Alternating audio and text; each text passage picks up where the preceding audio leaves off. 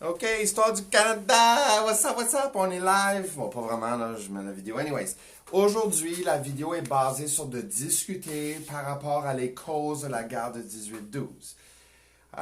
Tu vas voir que selon certains historiens ou dépendant de quel pays que tu consultes, le monde va avoir des différentes opinions par rapport à pourquoi la guerre a commencé. Tous les liens que je vous ai donnés qui sont disponibles sur Google Classroom vont vous donner ces informations.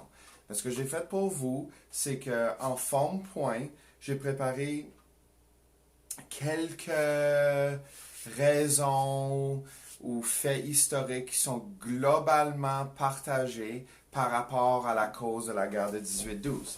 Et je vais mettre ce document ici disponible pour vous sur Classroom aussi aujourd'hui. Alors, pour commencer, c'est les guerres napoléennes qui vont mettre en motion les événements qui vont commencer cette guerre de 1812. Napoléon va... La France est la puissance mondiale à ce point-là. Même jusqu'en arrivant à la Première Guerre mondiale, la France était vraiment une nation qui avait une armée qui était comme bien préparée, bien organisée et toutes ces choses-là.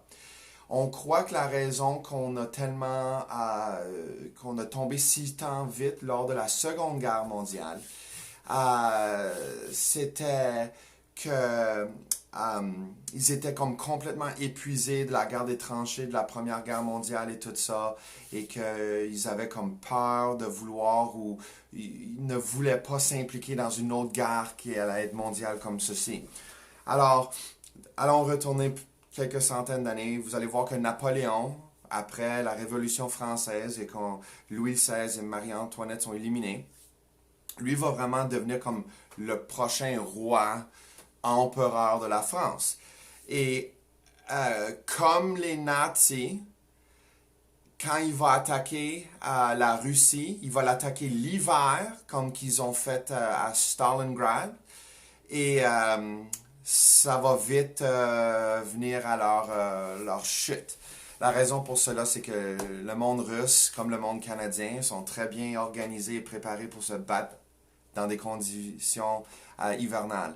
Alors, très intéressant. Alors, Napoléon gagne les guerres napoléennes. Et quand tu gagnes une guerre, tu domines maintenant et tu prends contrôle. Et ce que Napoléon va faire, c'est qu'il va interdire qu'on va transporter la marchandise à la Grande-Bretagne. Alors, tous pays qui font de l'échange avec la Grande-Bretagne sont en trouble maintenant parce que Napoléon dit non, vous n'avez pas le droit, vous devez vous tourner de bord et retourner dans votre pays. Vous ne pouvez pas faire des échanges avec l'Angleterre parce qu'on dit non. Et un excellent exemple de ceci, si vous avez jamais vu le film The Brothers Grimm, vous allez voir que c'est en Allemagne, mais qui est en train de contrôler l'Allemagne et a pris contrôle de l'Allemagne durant cette période-là, c'est la France à cause des guerres napoléennes. Fait qu'eux autres vont être... C'est bizarre, hein? Parce que là, comme 300 ans plus tard, t'as l'Allemagne qui va venir envahir et rester et dominer la France. Alors, c'est vraiment intéressant comment l'histoire fonctionne ici. Alors, Napoléon va dire à tout bateau qui essaie de délivrer de la marchandise à la Grande-Bretagne, non, tu n'as pas le droit, dois te tourner de bord, puis tu dois retourner dans ton pays, puis too bad, so sad. Mais là, à Trafalgar, Lord Nelson, Hotel à Halifax, by the way, va avoir une victoire navale qui va maintenant redonner la puissance navale à la Grande-Bretagne. Et vous allez voir que la Grande-Bretagne, tranquillement, va commencer à se développer et devenir la puissance mondiale. Puis après cela, c'est les Américains avec la Seconde Guerre mondiale. Et là, on est en train de voir qui va prendre contrôle maintenant en 2020. Alors, maintenant, la Grande-Bretagne peut commencer à mettre des lois en place, mais à cause qu'ils sont une puissance navale maintenant sur la planète Terre, ils sont la puissance navale, ils peuvent renforcer ces règles, ces nouvelles lois. Alors, tout bateau qui ne sont pas anglais ou américains ou rien comme ça doivent aller chercher un permis pour avoir le droit de faire ces échanges et faire cette économie et tout ça. Alors, on va vraiment contrôler et limiter le va-et-vient des bateaux. Mais le problème vraiment qui va commencer à arriver, puis vous allez voir ici, c'est que on va commencer vraiment à arrêter et fouiller les bateaux américains. Et pendant des années, une guerre en Europe va vraiment commencer à causer des sérieux problèmes pour l'économie américaine. Alors, on arrête les bateaux pour les fouiller, pour la contrebande. Puis beaucoup des situations, ça va être les soldats anglais qui vont déterminer si quelque chose est de la contrebande. Fait que tu n'es jamais certain que ton bateau est correct parce que du jour au lendemain, les choses peuvent changer. Aussi, on va aller chercher les déserteurs qui sont des soldats anglais qui vont changer et aller sur les bateaux américains puis se battre pour les États-Unis. Parce qu'on disait que les conditions sur les bateaux et les navires anglais étaient atroces, que c'était pas une bonne qualité de vie et on pensait que c'était une meilleure vie si on allait vivre aux États-Unis, se battre avec les États-Unis. Alors, vous allez voir que le comportement des Anglais envers les Américains pourrait être justifié dans le sens qu'ils sont encore fâchés par rapport à la perte de la guerre révolutionnaire aux États-Unis, où ils ont perdu les 13 colonies, puis les États-Unis sont devenus leur propre pays. Mais il faut aussi prendre en considération que les Français ont beaucoup aidé les Américains lors de cette guerre d'indépendance. Fait que les relations franco-américaines vont frustrer les Anglais parce que c'est ces relations-là qui ont causé la perte de la colonie anglaise qui est devenue les États-Unis.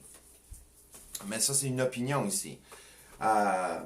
Alors, là, vous allez voir que arrêter les bateaux américains, les chercher, les fouiller, arrêter le monde, faire des arrestations, puis tout ça, ça va vraiment commencer à frustrer les Américains. Les faire chier, là, comme on dit. Là. Ils vont vraiment être tannés envers ceci. Et Chesapeake Bay va être un exemple où on va attaquer un bateau américain qui s'appelle Chesapeake. On va embarquer dessus, on va tuer quelques hommes, blesser d'autres, arrêter d'autres hommes. C'est des choses comme ça qui vont arriver où les États-Unis sont tannés, ils ont fini, ils ont plein le casque, comme on va dire, avec ce que les Anglais sont en train de faire.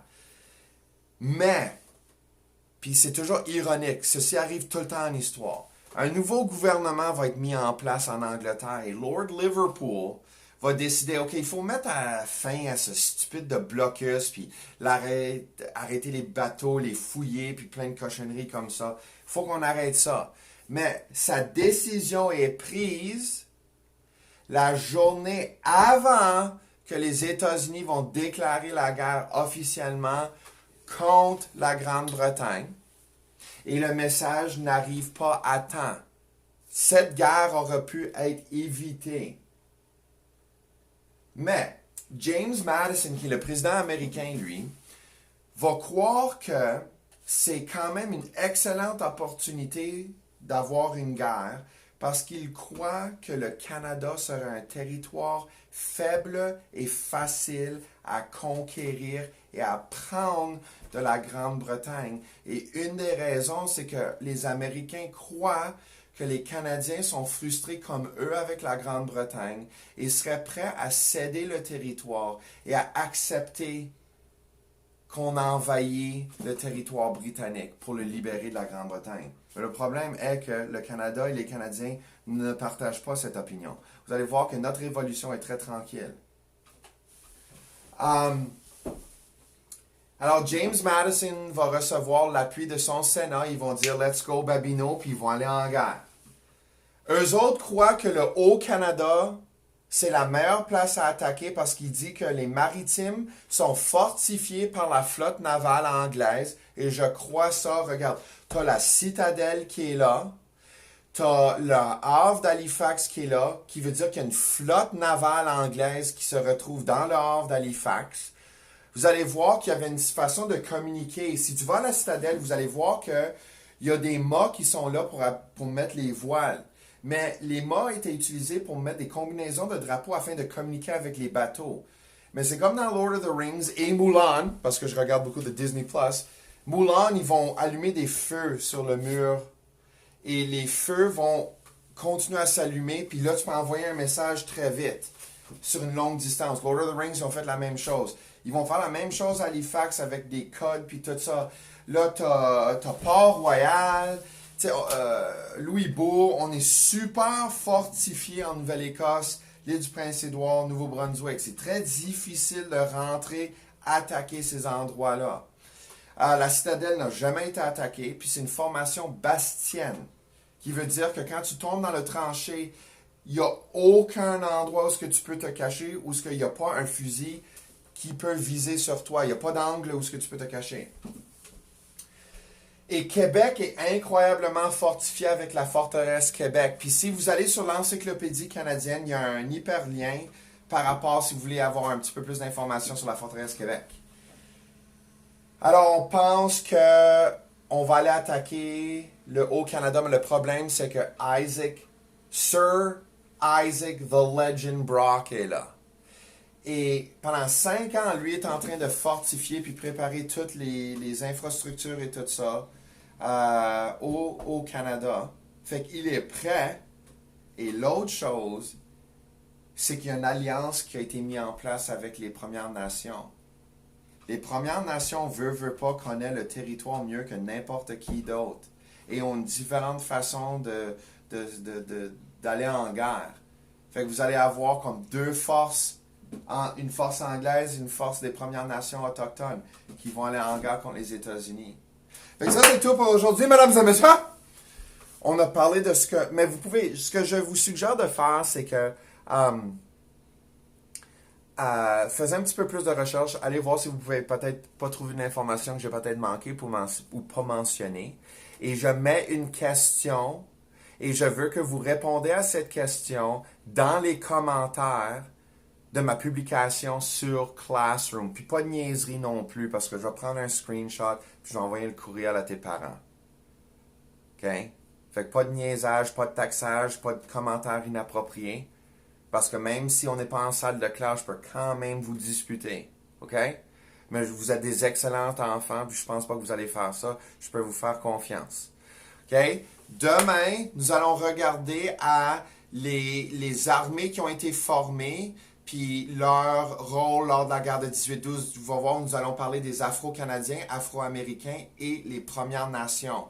Puis on va leur donner la crédibilité qu'ils méritent en 2020. Ciao!